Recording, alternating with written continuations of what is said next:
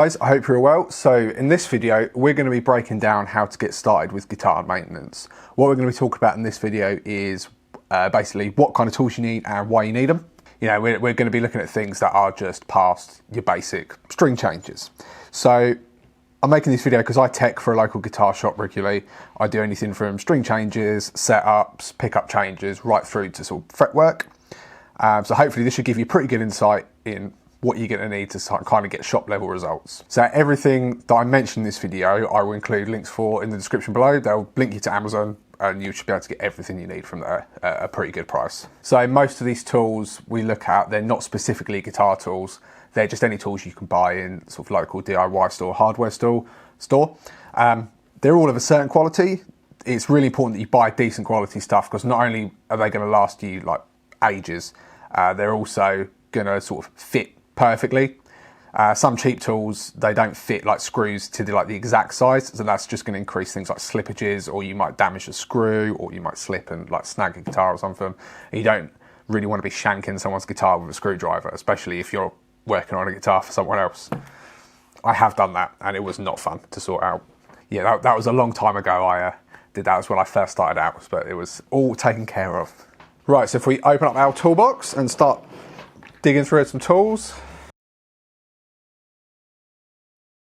Okay, so the first one's pretty obvious. It's Allen keys. So most new guitars nowadays come with Allen keys for the guitar. They're used for making the majority of the adjustments on the guitar. They're going to let you change the truss rod, action, intonation on some guitars. They're going to make the majority of the adjustments. Even though a lot of guitars do come with these, I'd still recommend you buy your own set for a couple of reasons. That way you've always got plenty to hand when you need them. Also, I've got two here. The silver ones, they're imperial measurements and these are metric. So these are basically inches, millimeters. That's important to note because depending on where the guitar's made or where the hardware's made, they will differ. So I know when I had to set up a PRS for someone, I had to use the imperial because it's American, hardware's American made, different sizes to some of the other guitars. So I had to use a different set of Allen keys. And he didn't have his Allen keys in the case with the guitar when he gave it to me. And just to give you an idea of price, how much some of this stuff costs, I bought these online. This was £4 for all of these Allen keys. And I use them every day, so can't really complain with that. You don't need to spend a great deal, but it's really important to get a set that has both imperial and metric measurements, or get a set of imperial ones and a set of metric ones, depending on what you can find. Again, there's going to be links to all this stuff in the description below.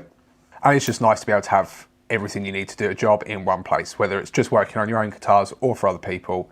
However far you want to take guitar maintenance, it's just nice to have everything when and where you need it. So the second thing I list is kind of related to number one. It's truss rod keys. So a lot of guitars will use Allen keys to adjust the truss rod.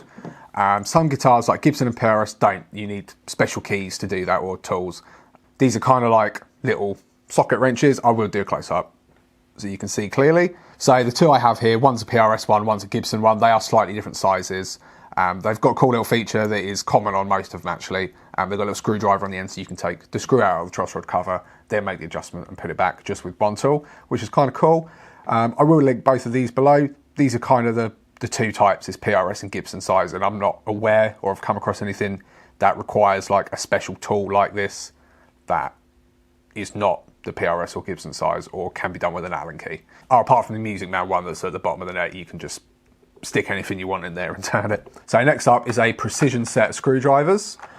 These we used to make adjustments that you can't make with the Allen keys. This is going to be things like intonation, adjusting the screws in the back of a tremolo system at the rear of the guitar, tightening up strap buttons, stuff like that.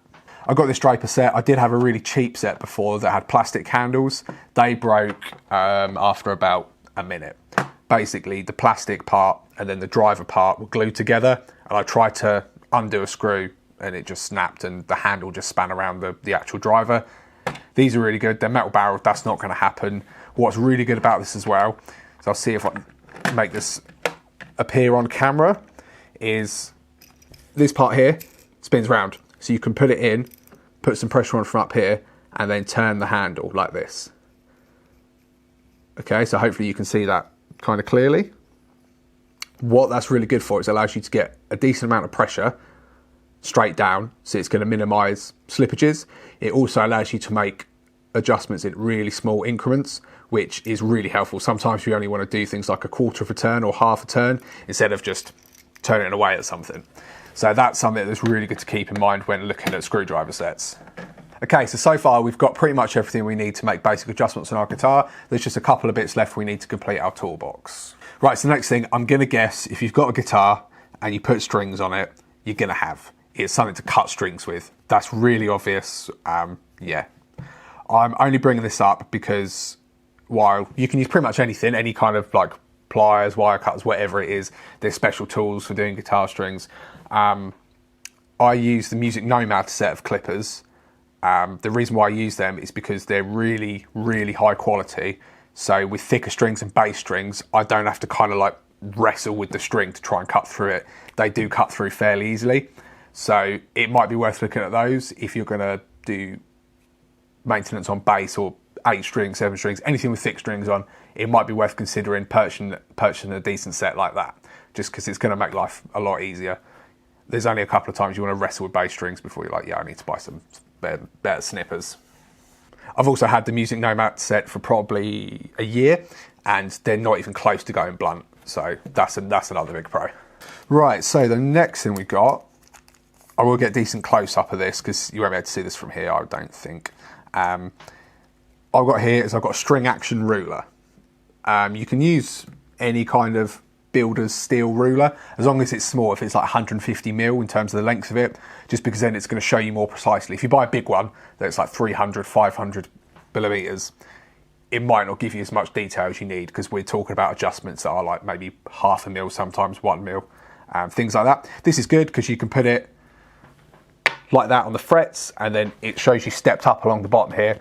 I will put a close up in so you can see that, and just kind of, you should be able to, by looking at it, work out all the different ways you can measure and how that's helpful for the guitar.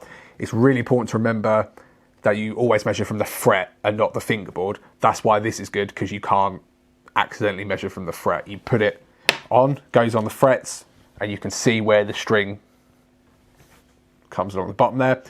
Also used to measure pickup height, anything like that.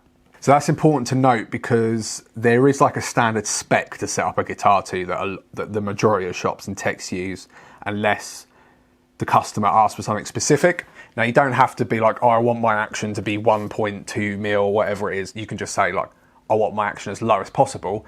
Otherwise, because of the volume some shops have to do, they have this spec that is okay for most people. And things like pickup height, there is almost an optimum pickup height, but everyone's different, everyone likes different things. So it's important to keep that in mind and why that's useful, because you can just be like, right, pickup height, I know it has to be that high. Or I'm doing this guitar, they've not said how they want their action. A good action might be 2 mil. So it's just worth having something like that.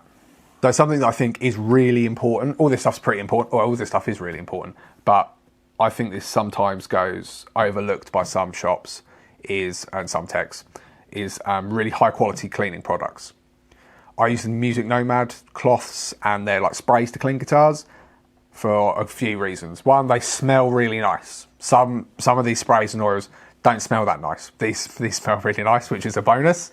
But because they're all natural, they're like an all-in-one solution for every kind of guitar. So their fretboard oil works on any fretboard, regardless of wood type finish. Same with their polish spray. It works on any wood, any finish type. With some older guitars and guitars with different finishes or different woods, you can't use all products on all wood surfaces or finishes. The classic example that nearly everybody knows is you can't really use lemon oil on unfinished maple. So again, it's about having all-in-one solutions all in one place. So I can just say, right, there's my sprays, take them out, clean the guitar. I clean a guitar regardless of what work I do on it. If someone wants a string change, I still fully clean the guitar. If someone wants a pickup changed, the guitar gets cleaned. That way, when the customer gets the guitar back, they look at it, not only do they look at it and think, wow, my guitar looks really nice. It looks all shiny again and lovely and polished. That also helps prevent build-up of dust and finger marks and things like that if you're using these good products. Also, a lot of times people change their own strings. They don't oil their fingerboards properly. So someone might bring it in for a setup and the rosewood on their fingerboard is very thirsty. So we've got the last couple of bits here. They're not essential, but I still think they're helpful, and then, you know, there might be something to consider. But yeah, they're definitely not essential. So what we've got here is a Music Nomad neck cradle, and if I can get this, a Music Nomad working mat. So this will go on a table or bench or wherever I'm working. Sometimes I've had people that have got large collections. I'll go to their house and do all their guitars. I can make my own little workstation in their house. So these are really good because these gives you really safe working environments for working on guitars. You put a guitar on this in this cradle, it's not going to slip anywhere. Yeah, it's going to just minimise risk and all that good shit. So talking about this neck cradle, this grips really nicely to that mat. Like I said, it's non-slip. All this stuff is designed to keep the guitar in place while you're working on it.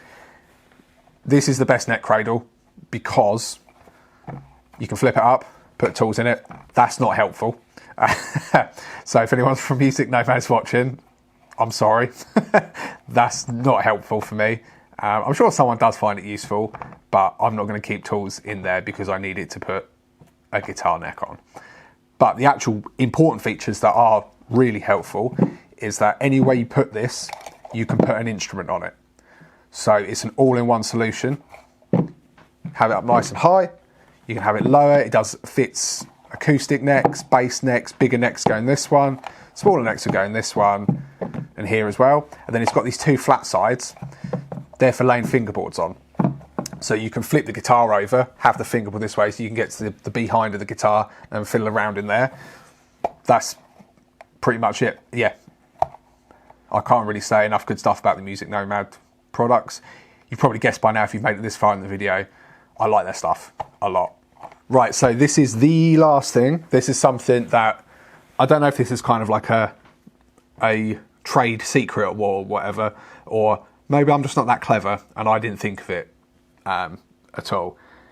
So a digital caliper is something that now I've started working as a tech, and I've been working for a tech some time, I now see everybody that sets up a guitar has one. And they use that for measuring string tension. The strings a lot of the time, string gauges. Because some of the things people bring in and ask you to set up, they like ask you to work a miracle. So I've had guitars come in that someone's left in a damp cupboard for 8 months, has had the same strings on it, and they're like, oh, I want the same strings on it because when I was playing it a year ago, they felt really nice. So would you know what they are? No. So then you break out your digital caliper, and then you just screw it down and you can measure the gauge of the string. So most of the time you can tell by feel, but if you get like a real wreck come in, sometimes those strings have been tuned within an inch of their life, they feel so much heavier than they actually are, or if they've not been tuned at all and they've just been left, they basically have lost all their tension, they're all floppy and horrible. So sometimes it's difficult to tell. But I think that just about wraps this one up. So this video was by far one of the most requested videos I had when I ran a poll on Instagram and on Facebook about what content I should make for kind of rebooting my YouTube channel. Yeah, so if you want to see more guitar maintenance videos, just let me know and I'll make some more. We'll start to look at, actually, if you've got these tools, how you actually use them on guitar, what to check for, where to look, etc. Yeah, so I hope someone has found this useful. As I said at the start of the video, all the links for this stuff, they'll be in the description below. They're going to be Amazon links. And basically, if you can click to have a look at them, that's going to be great for me. Also, if you do want to pick up any of this stuff, if you could buy it through those links, that's going to help me even more. It's not going to cost you any extra, anything like that, or change the way you have to buy anything. All you have to do is just click on the link below and then add it to your basket. That basically is just going to tell Amazon that I sent you, and then they're going to kick a little bit of that back to me. That would be awesome. If not, I hope you guys have enjoyed this video. Don't forget to like, comment, and subscribe, and then hit the bell as well. All right, I'll see you guys soon.